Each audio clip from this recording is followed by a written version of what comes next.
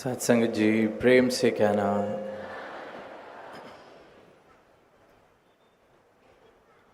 आज यहाँ मुरादाबाद में आप सबके बीच इस रूप में शामिल होने का अवसर मिला है और जिस प्रेम और जिस उत्साह के साथ सारी साध संगत संत महापुरुष अपने घरों से चलकर आए हैं, तो ये देख के जहाँ बहुत खुशी भी मिल रही है और वहीं ये ख्याल भी मन में आ रहा था कि किस प्रकार दुनिया में देखते हैं, दुनिया का जो हाल है कि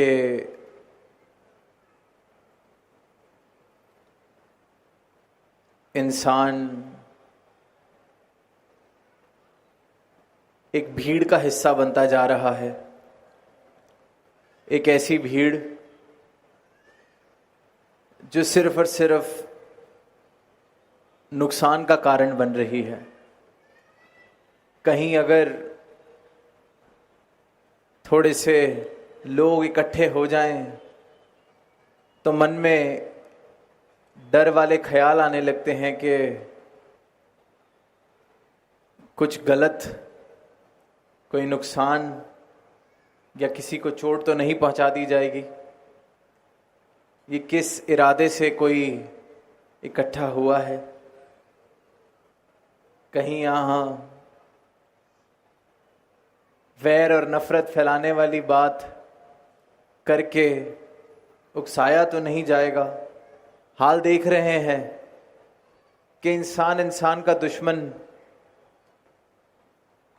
इंसान इंसान को नुकसान पहुंचाने पे, चोट पहुंचाने में, दिल दुखाने में सबसे आगे। और जहां आज से कुछ वर्ष पहले ये कहा जाता था कि शायद पढ़ाई लिखाई की कमी है, इसलिए इस प्रकार का व्यवहार इंसान करता है, तो आज इतनी आधुनिक समय में भी जहां साधनों की भी कोई कमी नहीं, पढ़ाई लिखाई की भी कोई कमी नहीं, वहां भी इंसान की सोच या इंसान का व्यवहार अभी भी नुकसान पहुंचाने वाला। सहनशीलता वाले भाव देखने को मिल रहे हैं कि खत्म से खत्म होते जा रहे हैं। कोई अपने से विभिन्न विचार रखने वाले को सीधा ही अपना दुश्मन मान लेता है। तो जहां ऐसी भीड़ का हिस्सा इंसान बनता जा रहा है, वहाँ एक नज़ारा आज ये भी देखने को मिल रहा है कि इतनी संख्या में संत महापुरुष आए हैं। प्रेम का संदेश दिया जा रहा है,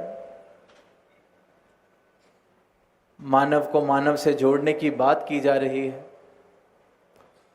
चैनो अमन से जीवन, ये समाज युक्त हो सके, ये प्रेरणा दी जा रही है।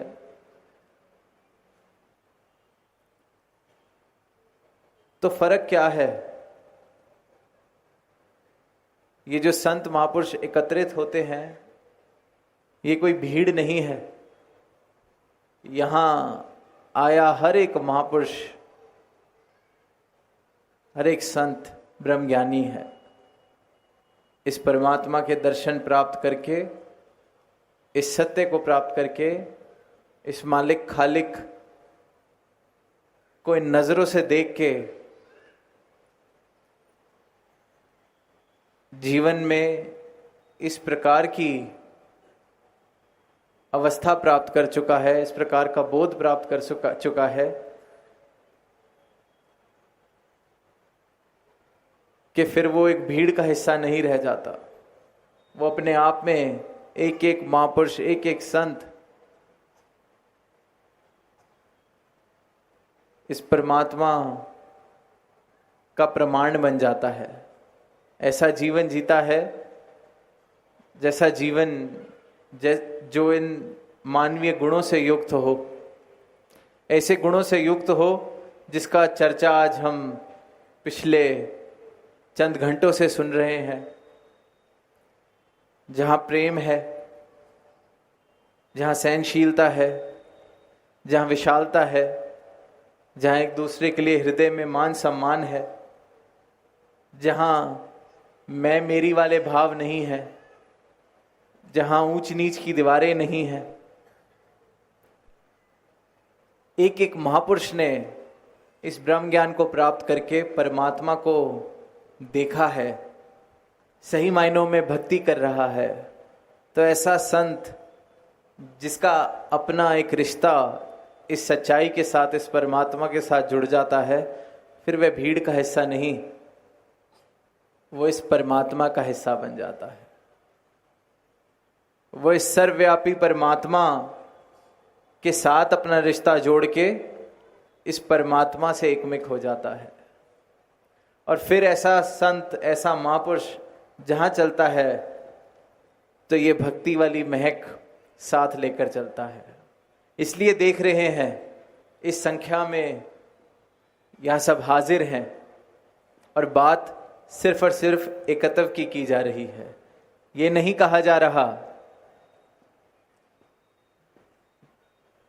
कि कितने और किस किस स्थान से आए हैं, किसकी क्या पहचान है, किसकी क्या जात है, किसकी क्या नस्ल है।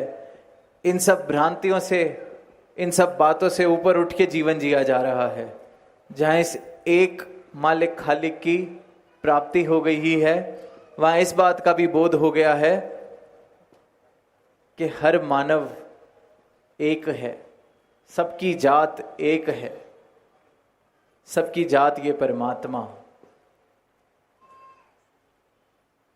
कोई ऊंचा नहीं, कोई नीचा नहीं, सब में ये एक मालिक खालिक बसता है।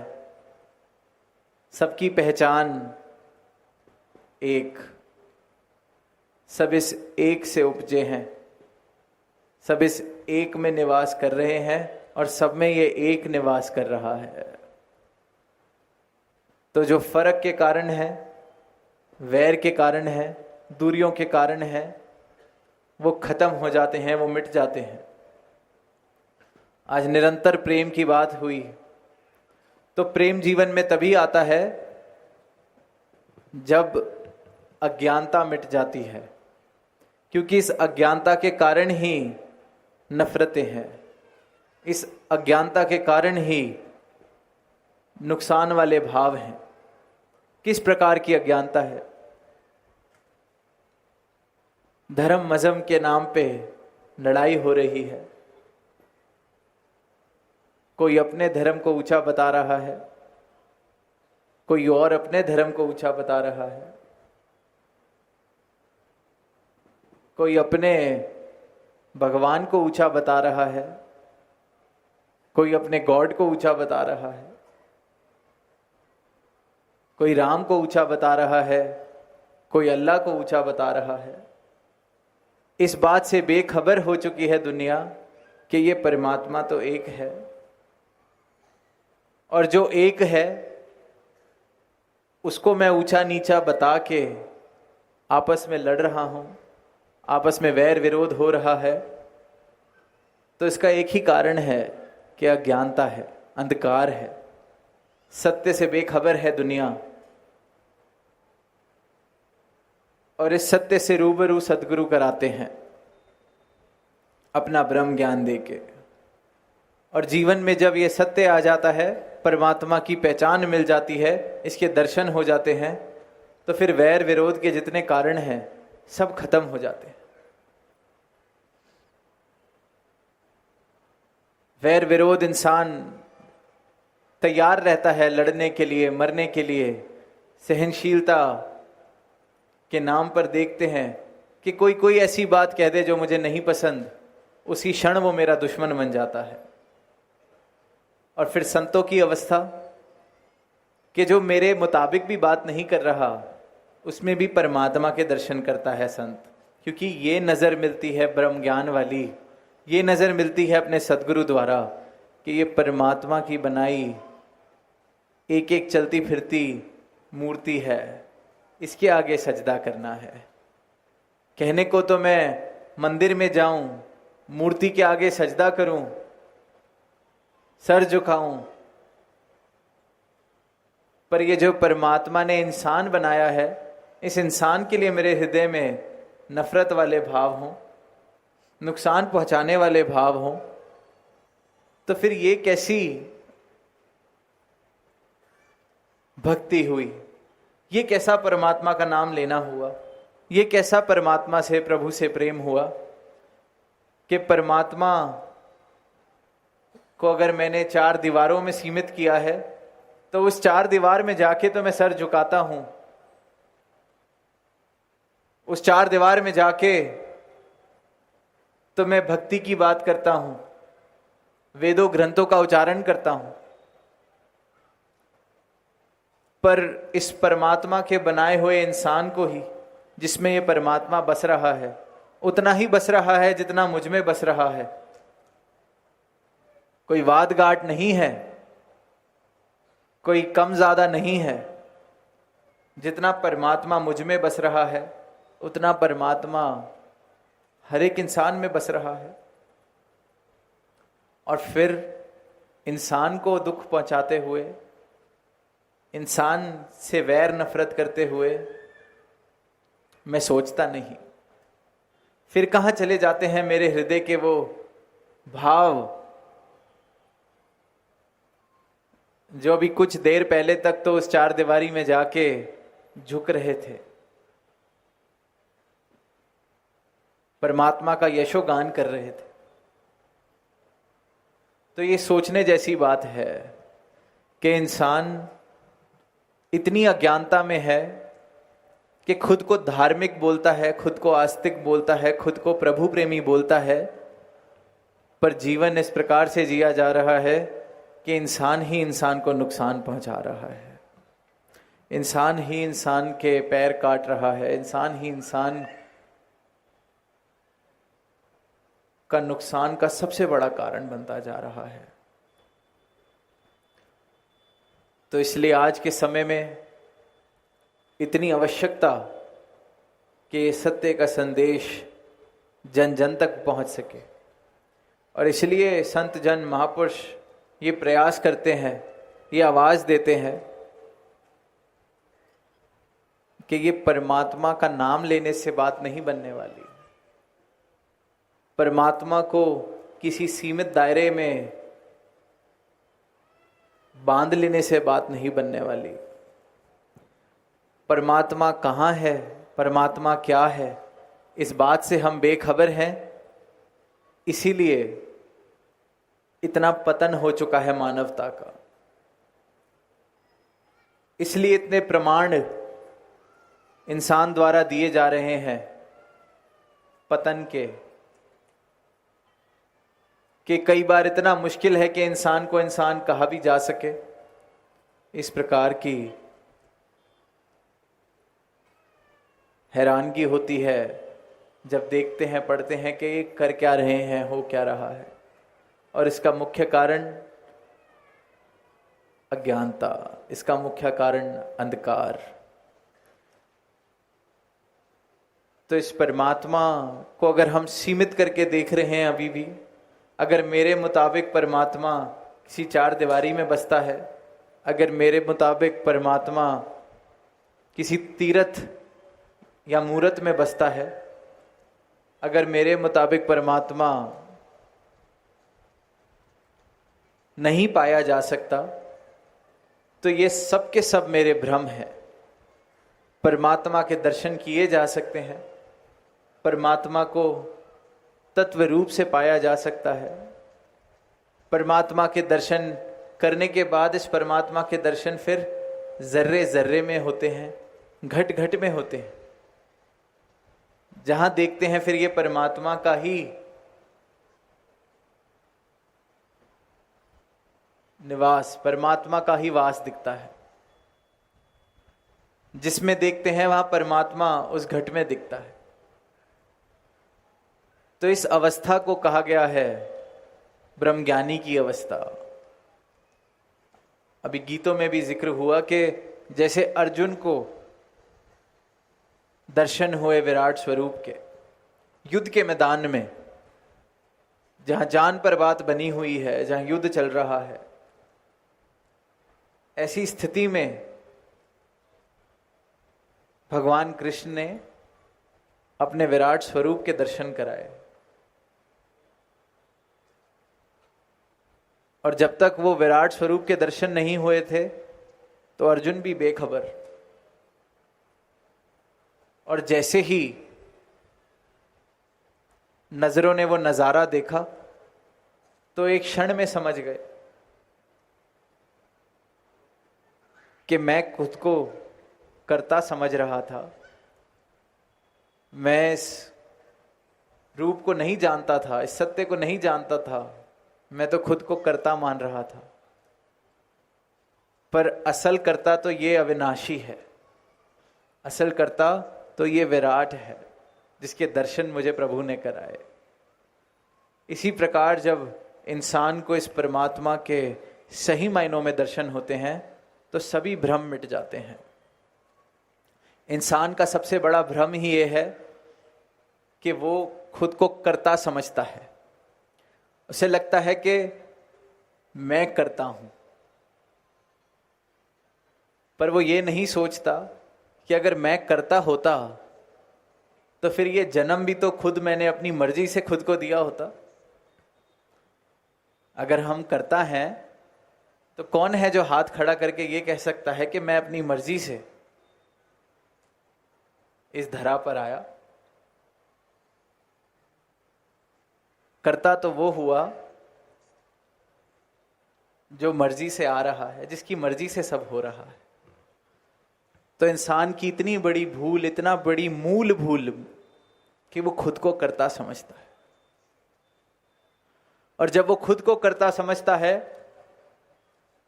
तो उसको लगता है मैं जो करता हूं वो ठीक है। और जब मैं जो करता हूं वो ठीक है तो मुझसे उल्टे चलने वाले सारे मेरे दुश्मन, सारे नासमझ। तो जिस परमात्मा, जिस भगवान, जिस ईष्ट को मैं पूजता हूं वही सबसे उत्तम। तो जो उसको नहीं पूजता, जो उसको नहीं मानता, उसको जीने का कोई हक नहीं है। क्योंकि मैं करता हूं, इतना अहंकार, और अहंकार का कारण कर्ता भाव। इंसान को लगता है मैं करता हूं। और फिर जब इस परमात्मा के दर्शन होते हैं, सदगुरु का ब्रह्म ज्ञान प्राप्त होता है, तो सदगुरु जीवन में यही बदलाव करते हैं, यही बताते हैं कि तू करता नहीं है, तू नहीं है करता। अगर तुझे आज कोई क्षमता भी मिली है कुछ करने की, जैसे किसी को बहुत धन मिला हो और वो सेवा, वो सोच तो रहा है कि वो सेवा कर रहा है, वो सोच तो रहा है कि देखो मैं कितना दान कर रहा हूं, पर अगर इस भाव से दान किया जा रहा है तो वो कर्ता समझ रहा है खुद को।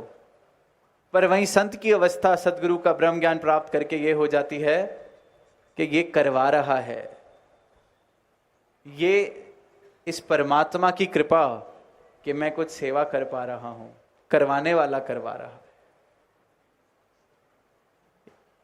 राजा जनक को जब गुरु अष्टावक्र से ज्ञान हुआ, इस परमात्मा की प्राप्ति हुई, तो उन्होंने यही कहा कि अब ये राजपाट को मैंने क्या करना है, इसका मैं क्या करूं। तो आगे से गुरु अष्टावक्र ने कहा कि कल तक या इस पल तक तो इस राजपाट को अपना मान के चला रहा था, अब से तू इसे मेरा मान के चला, छोड़ के कहीं नहीं जाना। चला तो फिर वो तो पहले से भी बेहतर चलाया, क्योंकि पता था ये मेरा नहीं पर जिम्मेवारी मिली है चलाने की, मुझसे चलवाया जा रहा है। तो जीवन की ये अवस्था कि मैं करता नहीं, और जब मैं करता नहीं तो फिर कर्ता जो है इसकी पहचान जब हो जाती है तो फिर इस कर्ता के आगे इस परमात्मा के आगे हमेशा सदैव समर्पित भाव से ये हृदय झुका रहता है कि तू करता है जगत का, तू सबका आधार, कि तू सारे जग का करता है,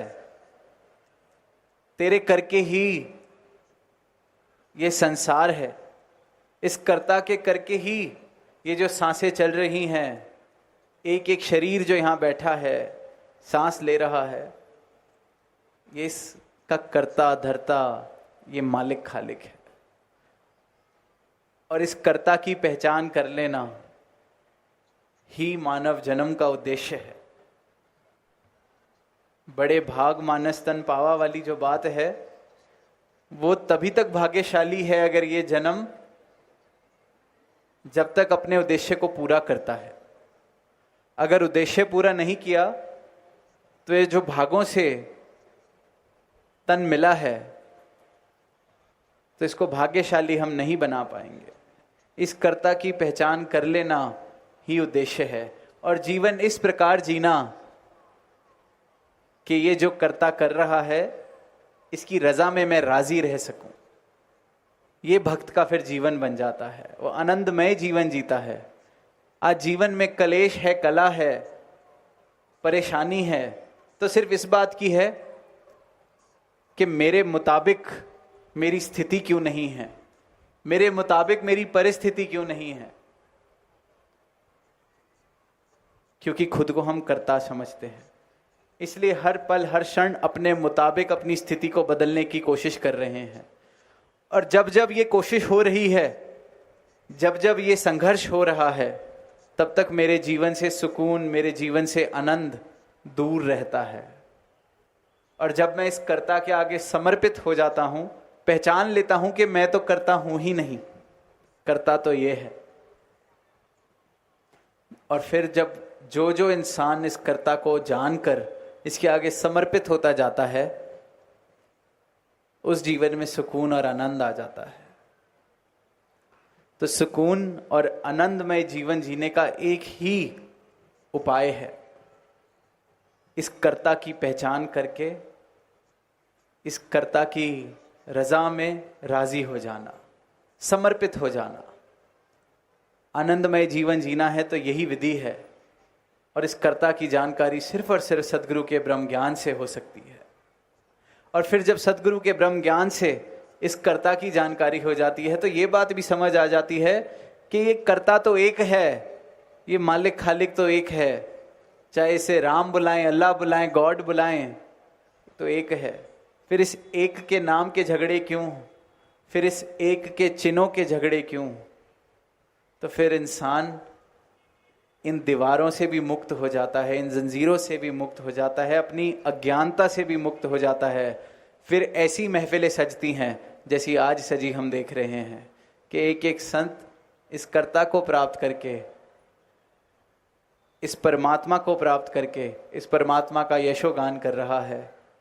हृदय में प्रेम है, हृदय में सत्कार है, हृदय में मानवीय गुण है। जीवन इस परमात्मा की सिखलाई का प्रमाण बनता चले जाता है। तो ऐसा जीवन हर एक इंसान जी सकता है। और आज के समाज में, आज के समय में बहुत आवश्यकता है कि इस सच्चाई की प्राप्ति हो, इस परमात्मा की जानकारी हो, इस प्रभु को हम सही मायनों में तत्व रूप से जान सकें। तभी एक सुंदर समाज स्थापित हो पाएगा। तभी एक ऐसा समाज जहां मानव और मानवीय गुण प्रधान है, ऐसा समाज तभी स्थापित हो पाएगा जहां मानव मानव की कीमत कर रहा है, कदर कर रहा है, एक दूसरे को पहल दे रहा है, एक दूसरे की खुशी में खुश हो रहा है, एक दूसरे की खुशी में शामिल हो रहा है। ऐसा समाज तभी मुमकिन है जब ये दूरियों के जो कारण हैं ये मिट जाएं। और दूरियों का एक ही कारण है अज्ञानता। अज्ञानता मिट जाए तो जीवन रोशनी से ही भरा रहता है। और अज्ञानता मिटाने के लिए सिर्फ एक क्षण लगता है। जैसे किसी कमरे में अंधेरा हो, सालों साल से अंधेरा हो, कभी उस कमरे ने रोशनी ना देखी हो, तब भी सिर्फ एक दिया जलता है, रोशनी हो जाती है। सिर्फ एक क्षण लगता है रोशन होने में, और दातार ऐसी मेहर करे कि ये रोशन होने वाला क्षण हर किसी के जीवन में आए, सबका जीवन अंधकार से प्रकाश की ओर की यात्रा कर सके। प्रेम से कहना, है ना।